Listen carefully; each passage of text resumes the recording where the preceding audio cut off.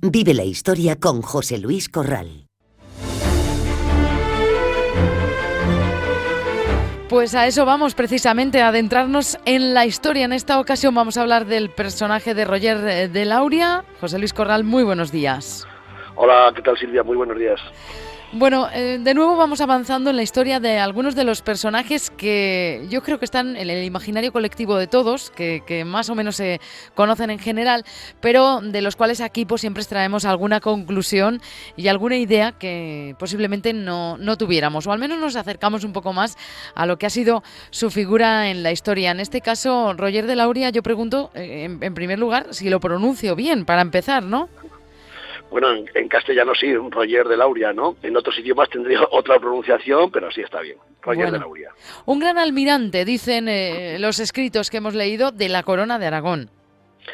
Bueno, es uno de esos personajes que nos suenan, aunque sea simplemente de oídas, porque tiene calles dedicadas a él, algunos monumentos, algunas estatuas por ahí, pero realmente sabemos muy poco, se sabe muy poco de este personaje que fue, como dices muy bien, uno de los almirantes más importantes de la Armada de la Corona de Aragón y que por tanto debería tener pues mayor presencia en nuestro conocimiento histórico, porque ya te digo, quizá salvo referencias de algunas plazas y de algunos monumentos, realmente pues no es muy conocido.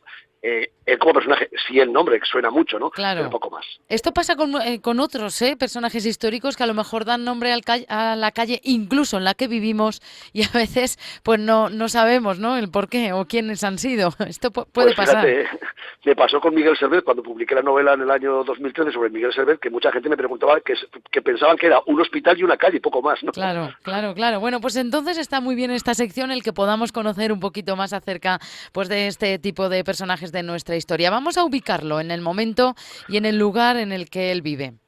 Bueno, mira, él vivió durante toda la segunda mitad del siglo XIII. No sabemos exactamente cuándo nació. En aquella época no había partidas de nacimiento, ya lo hemos comentado alguna vez. Nació probablemente en Italia, que entonces en el reino de Nápoles, que entonces pertenecía al ámbito próximo a la corona de Aragón, en el mundo de Sicilia, de Nápoles. Él nació allí, era miembro de una familia cortesana, era una familia que estaba en torno a la reina Constanza de Sicilia, hija del rey de Aragón, de Jaime I, y por tanto era un personaje que había nacido en un ambiente cortesano. Fue educado en la corte y enseguida pasó a ser uno de los caballeros al servicio, por cierto, de 4 reyes de Aragón. Comenzó siendo muy jovencito, sirviendo como caballero a Jaime I el Conquistador, después a su hijo Pedro III, más tarde a Alfonso III y por fin a Jaime II. O sea, que sirvió a 4 reyes sucesivos de la corona de Aragón, nada más y nada menos. Él murió en el año 1305 y por tanto probablemente a la edad de 55, 60 años, por ahí. Uh-huh. Bueno, se habla mucho de que pues a sus órdenes se expandió en el mar la corona aragonesa. Podemos también, ¿no?, centrarnos un momento en el que esto sucedía y en el porqué de la importancia de conquistar también ahí el Mediterráneo. Bueno, fíjate, Jaime I el Conquistador ya había conquistado, como su nombre indica, el reino de Mallorca y había también conquistado el reino de Valencia y después el de Murcia. Lo que pasa es que Murcia se lo entregó a su yerno, el rey Alfonso X el Sabio de Castilla, y desde entonces Murcia pasó a ser castellana, pero fue una conquista de Jaime el Conquistador, ¿no? Es un momento en el cual Aragón ha firmado una serie de pactos, varios acuerdos fronterizos con Castilla y se le ha cercenado, se le ha acabado la expansión por la península ibérica, porque ya el sur, lo que hoy es Andalucía, corresponde a Castilla por estos pactos. Por tanto, Aragón, la corona de Aragón, solamente le queda la expansión por el Mediterráneo.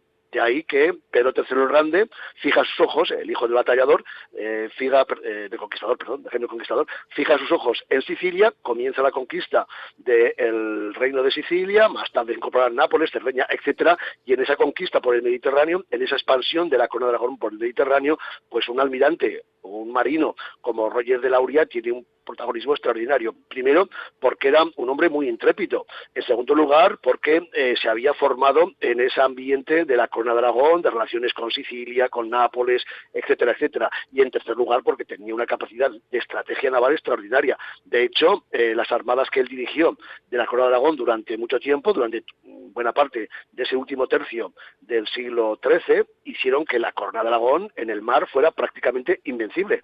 En este imaginario de Roger de Lauria, la leyenda de Roger de Lauria, tiene mucho que ver uno de los grandes cronistas de la corona de Aragón, que es Bernat Desclot, que escribió un libro, una crónica, sobre la corona de Aragón, en la cual hace referencia, prácticamente la mayor parte de la información cronística que tenemos de Roger de Lauria procede de esta crónica, y ahí es donde Bernat Desclot introduce esa famosa frase que dice que hasta los peces en el Mediterráneo llevaban en el lomo pintadas las barras de la corona de Aragón, es decir, hasta los peces necesitaban el permiso de los reyes de la corona de Aragón, y además con almirantes como Roger de Lauria o el propio Roger de Flor, que eran personajes que tenían una capacidad marinera y una capacidad estratégica tremenda, ¿no? Por tanto, fue un almirante tremendo que venció pues prácticamente a todo el que se puso enfrente, no solamente a los franceses, que tenían muchas ambiciones también de conquistar el sur de Italia, sino también a los musulmanes en el norte de África.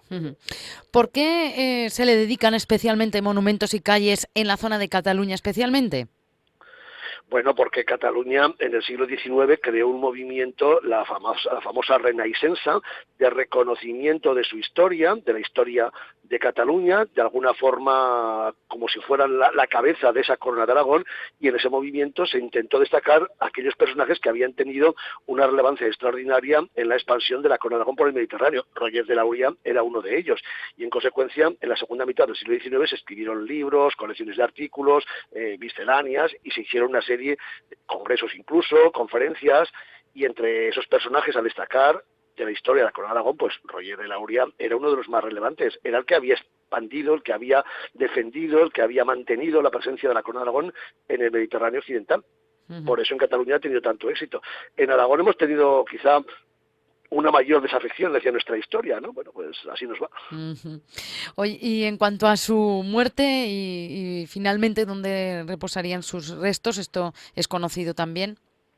Sí, bueno, él murió, ya te digo, en torno a los 60 años, que para aquel tiempo era una edad ya bastante avanzada. Murió en Valencia, ya prácticamente estaba casi retirado, aunque él siguió combatiendo y siguió dirigiendo las escuadras del rey Jaime II de Aragón durante los últimos años de ese siglo XIII, los primeros años del siglo XIV. Murió en Valencia y está enterrado en Santes Creus, en un monasterio en Cataluña, en la provincia de Tarragona. Fue una vida, desde luego, apasionante, ¿no? Una vida de continuas campañas militares, de continua defensa de los intereses de los reyes de Aragón, de victoria tras victoria. Hay algunas batallas muy conocidas, como la batalla de Ponza, en torno al año 1300. Bueno, participó en expediciones muy importantes al norte de África.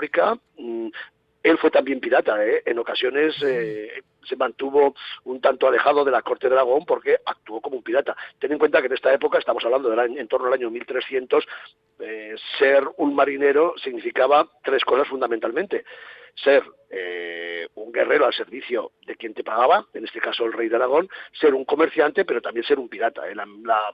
El comercio y la piratería en el mar eran dos condiciones no excluyentes. Por tanto, él se dedicó a todas estas actividades y, bueno, pues tuvo una vida realmente casi de novela. Y cuando leemos en alguna de las estatuas, de los monumentos que hemos visto, leemos bajo el pie Roger, en vez de Lauria, de Llúria. ¿Esto tiene también exactitud o rigor o...? No, bueno, es que ya sabes que hay gentes que están pues muy interesadas en hacer a los grandes personajes de su pueblo, de su sitio, ¿no? Esto también pasa en Aragón, ¿no? Pero fundamentalmente ha pasado en Cataluña. Todo el mundo es catalán, al parecer, todo el mundo importante es catalán, desde Colón hasta cualquier otro, ¿no? Bueno, estas cosas no dejan de ser pues un error histórico de esta manipulación de la historia que hemos hablado alguna vez, y esa apropiación de los grandes personajes por ciertos nacionalismos, lo cual no deja de ser una bobada porque evidentemente es un error, pero bueno. Bueno, más fácil sería hacerlo hijo adoptivo a lo mejor, ¿no? En vez de bueno, pues transformar la historia. Sería más lógico. No sé. En fin. Bueno, pues muchísimas gracias, José Luis Corral. Con esto nos quedamos. Volvemos la semana que viene. Gracias. Muy bien, un saludo.